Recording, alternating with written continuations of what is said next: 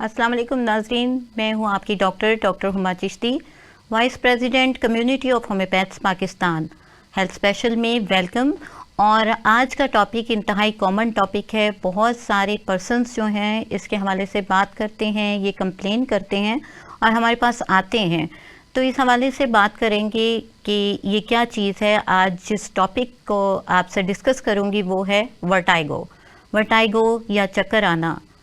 चक्कर आना जो है कॉमन सा मसला है और बहुत ज़्यादा आजकल देखने में आता है। सो दैट इसके ऊपर बात करते हैं।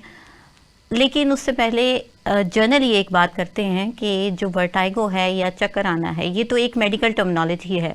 अगर हम जनरल सेंस में बात करें तो चक्कर आना या चक्कर देना मुख्तलिफ़ किस्में हैं जो हम देखते हैं, ऑब्ज़र्व करते हैं अपने माशरे में। कि धोखाधही को चक्कर आने के हवाले से बात करते हैं, चक्कर देने की बात करते हैं, ट्रॉलिंग कहा जाता है इसको। इसी तरह अगर बात की जाए तो बहुत ही मुक़द्दस चक्कर भी होते हैं कुछ, जिनको तवाफ़ कहते हैं हम। और इस हवाले से बात की जाए तो वो ज़िंदगी बदलने में किरदार अदा करते हैं। लेकिन यहाँ अपने प्रोग्राम की तरफ आते हैं और बात करते हैं इन चक्रों के बारे में जिनकी वजह से सर घूमता हुआ महसूस होता है और हम इसको वर्टाइगो कहते हैं, स्पिरल्स बोलते हैं। नाज़रीन, यहाँ एक बात बहुत ही इम्पॉर्टेंट है कि चक्कर आना क्या कोई बीमारी है या कि ये कोई और मसला है।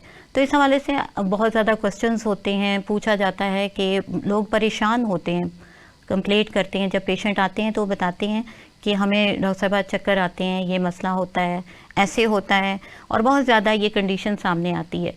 तो यहाँ ये चीज़ क्लियर करती चलूँ कि ये जो चक्कर आने का मसला है ये कोई डिज़ीज़ नहीं है, मगर अंडरलाइन कॉजेज़ होती हैं जिसकी वजह से ये सामने आते हैं। चक्कर आते हैं इंसान को और उसका सर घूमता हुआ महसूस होता है। उसकी बेशुमार वजूहात हैं जो आपसे मैं बयान करूँगी, डिस्कस करूँगी। और उससे पहले आपको बताती चलूँ कि ये एक सेंसेशन है, एक कैफियत है कि आप अपने इर्द गिर्द का तमाम जो इन्वायरमेंट है वो घूमता हुआ महसूस करते हैं। एक स्पिरल्स महसूस होते हैं, स्पिनिंग सेंसेशन होती है। ऐसे लगता है जैसे आपके इर्द गिर्द जो चीज़ें मौजूद हैं वो घूम रही हैं, या तो वो चीज़ें घूमती हुई महसूस होती हैं या ऐसा महसूस होता है कि आपका सर जो है वो घूम रहा है। कुछ इस किस्म की कंडीशन होती है और डेफिनेटली ये कंडीशन जो है वो तकलीफ़ दे तो होती है, क्योंकि इस तरह से होता क्या है कि आपकी फ़ोकस या ना आपका तवज्जो जो है वो डिस्टर्ब हो जाती है। नाज़रीन, आपको आज बहुत ही एक इंटरेस्टिंग बात बताती चलूँ कि चक्कर आने का जो ताल्लुक़, जो बहुत ज़्यादा बेसिक ताल्लुक़ है वो हमारे कानों के साथ है। कान में एक नर्व होती है, कान से जो नर्व हमारे कान को सप्लाई करती है, हमारे ईयर को सप्लाई करती है, वेस्टिबुलर नर्व होती है। जैसा कि हमारी 12 क्रेनियल नर्व्स होती हैं और उसमें से हर जो नर्व है वो कहीं ना कहीं कोई सप्लाई दे रही है। अल्लाह ताला का बहुत प्यारा निज़ाम है। उसमें से वेस्टिबुलर जो नर्व होती है वो हमारे कान की सप्लाई करती है। जब वो कान की सप्लाई में कोई प्रॉब्लम आता है, कोई इन्फेक्शन हो जाती है, तो उसकी वजह से ऐसा प्रॉब्लम होता है।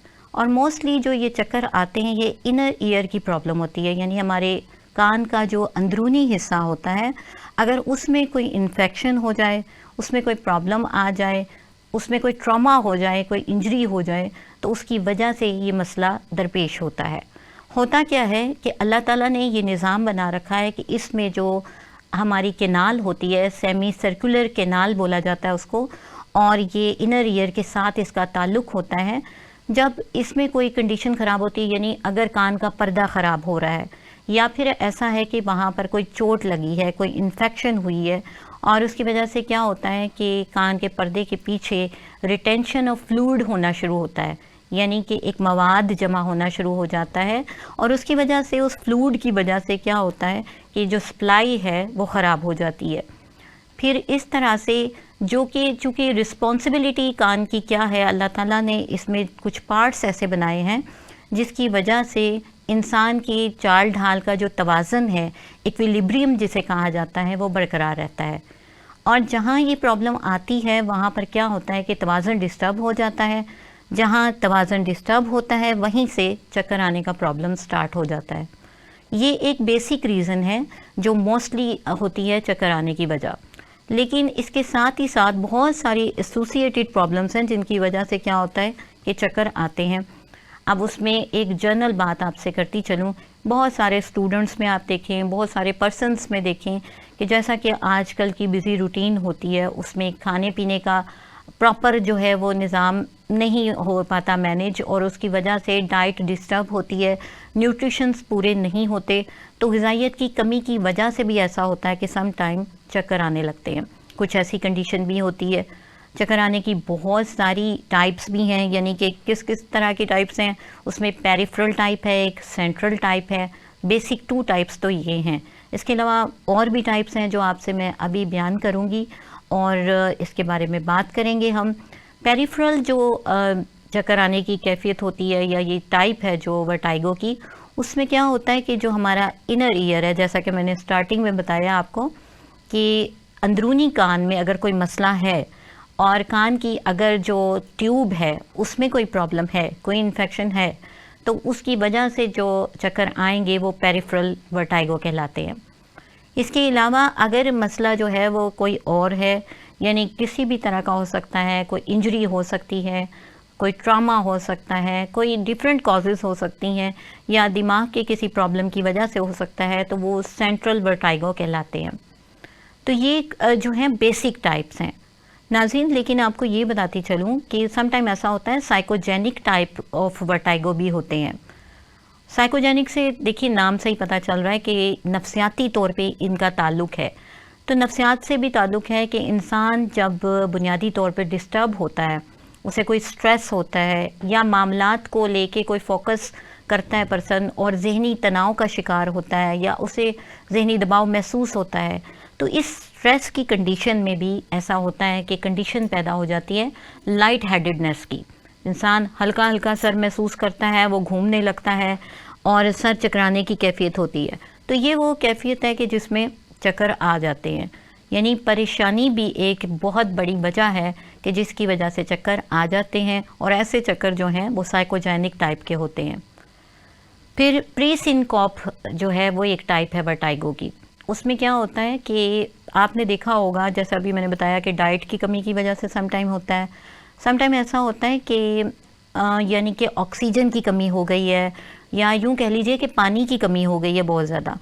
अगर आपके ब्रेन को प्रॉपरली ऑक्सीजन नहीं जा रही तो उसकी वजह से भी ऐसा होता है कि चक्कर आने की कैफियत पैदा हो जाती है। जहन आपका ब्लड महसूस करता है, फोगी सी कंडीशन हो जाती है, यूँ कह लीजिए कि जैसे क्लाउडी सी कंडीशन होती है, आपको क्लियर जो है फोकस करना किसी चीज़ पे मुमकिन नहीं रहता। तो ये फिर इस तरह से होता है कि दिमाग चकराने लगता है, ओवरलोड हो जाता है। ऑक्सीजन की कमी बहुत ज़्यादा जो है ना मैटर करती है। और ये भी नाज़रीन आपको बताती चलूँ कि जहाँ बहुत सारी वजूहात हैं उनमें अनीमिया भी एक बहुत बड़ी वजह है। अनीमिया यानी खून की कमी। खून की कमी जिस पर्सन में होती है तो उसमें ऑक्सीजन की कमी डेफिनेटली हो जाती है, क्योंकि ब्लड सेल्स जो आरबीसीज होते हैं जब प्रॉपरली अपना काम नहीं करते और उनका जो सारा गर्दिश का निज़ाम है वो हमारे दिमाग तक नहीं पहुंचता, तो ऑक्सीजन कैरिंग जो कैपेसिटी होती है वो वीक हो जाती है, और ऑक्सीजन प्रॉपर जितनी हमारे दिमाग की सप्लाई के लिए ज़रूरी है और उसके नरिशमेंट के लिए ज़रूरी है वो नहीं मिल पाती। फिर क्या होता है कि दिमाग चकराने लगता है। तो लिहाजा ऑक्सीजन को कायम रखने के लिए एक तो आपका अनीमिक होना नहीं चाहिए, यानी कि आपके अंदर खून की कमी नहीं होनी चाहिए। तो इसमें अपना ख्याल करें और ध्यान करें कि वो खुराक इस्तेमाल करें जो आयरन बेस्ड हो। आजकल सर्दियों का मौसम है और कैरेट्स जो हैं वाफर मिकदार में मिलती हैं, तो कैरेट्स का इस्तेमाल करें, गाजरों का इस्तेमाल करें, वो किसी भी फॉर्म में करें, जूस फॉर्म में कर सकते हैं आप, उसके हलवा जात बना सकते हैं, किसी भी फॉर्म में उसको आप सालन फॉर्म में, सैलड फॉर्म में इस्तेमाल कर सकते हैं। तो ये वो चीज़ है जो फुल ऑफ विटामिन ए होती है और बहुत सारे न्यूट्रिएंट्स के साथ ही साथ आयरन बेस्ड होती है। आयरन होता है, फौलाद होता है इसके अंदर, और ये खून की कमी को पूरा करता है। इसके अलावा बहुत सारी खुराकें हैं जो कि आयरन की कमी को पूरा करती हैं, जिसमें काले चने आ जाते हैं। और ये तमाम बातें डिस्कस करना बहुत ज़रूरी हैं, क्योंकि हमारे पास बहुत सारे पेशेंट आते हैं जो ये जानना चाहते हैं कि कौन सी ऐसी खुराक है जो हम लेकर तो घर में भी बेहतरी फील कर सकते हैं। तो वो ये चीज़ें हैं कि जिससे आपकी डाइट अगर बेटर होगी तो ये कंडीशन नहीं आएगी, यानी कि खून की कमी नहीं होगी। तो खून की कमी जिस पर्सन में होती है नाजरीन, बात वहीं से हम कंटिन्यू करते हैं, तो वहाँ क्या होगा कि ऑक्सीजन कम होने शुरू हो जाएगी और वो हमारे ब्रेन को नहीं पहुँचेगी। तो जब ब्रेन को ऑक्सीजन नहीं पहुँचती तो वो अपना काम प्रॉपर नहीं कर पाता। ये वो चीज़ें हैं। फिर इसके साथ ही साथ अगर आप डाइटिंग पे हैं तो उसमें क्या होता है कि अगर आपकी डाइट में कार्बोहाइड्रेट्स या शुगर की मिकदार यानी ग्लूकोज की मिकदार उतनी नहीं है जितनी कि होनी चाहिए, तो उससे क्या होता है कि दिमाग जो है वो मुतासिर होता है और दिमाग के मुतासिर होने की वजह से आपको चक्कर आने लगते हैं। तो ये चीज़ का भी ख्याल रखिए कि अगर डाइटिंग कर रहे हैं कुछ लोग तो फिर इस चीज़ को फोकस करें कि आपकी जो नॉर्मल रूटीन में जितना ग्लूकोज आपको चाहिए आपके ब्रेन के लिए, क्योंकि ब्रेन के लिए ग्लूकोज का होना बहुत ज़रूरी है, ये ब्रेन की खुराक है। अगर आप इसको नहीं देते हैं तो आपका माइंड जो है वो डल डल फील करेगा और उसके साथ ही साथ क्या होगा कि आप एक्टिव नहीं फील करेंगे और दिमाग चकराने लगेगा। तो ये वो बातें हैं जो कि ज़रूरी हैं। इसके साथ ही साथ एक और चीज़ कि दिमाग को एक्टिव रखने के लिए बहुत सारे लोग जो है चाय काफ़ी का इस्तेमाल करते हैं और किसी हद तक ये बेहतर भी है और अच्छा भी है, क्योंकि इसमें कैफ़ीन की वो मिकदार होती है कि जो ब्रेन को एक्टिव करती है। लेकिन नाज़रीन, यहाँ बहुत ही एक इम्पॉर्टेंट बात आपसे शेयर करती चलूँ कि कॉफ़ी में जो कैफ़ीन होती है, सम टाइम जब ओवर यूज़ करते हैं हम कॉफ़ी का या चाय का, तो वो कैफ़ीन की मिकदार जो है जब ज़्यादा जाती है हमारे दिमाग की तरफ, तो वो इतना ज़्यादा यानी कि डेंजरस हो जाती है कि उसकी वजह से ऐसा होता है कि आपका जो दिमाग है वो मुतासर होता है और उसको खून नहीं सप्लाई होने देती। जब ब्लड फ्लो वहाँ तक नहीं जाएगा तो आपको चक्कर आएंगे।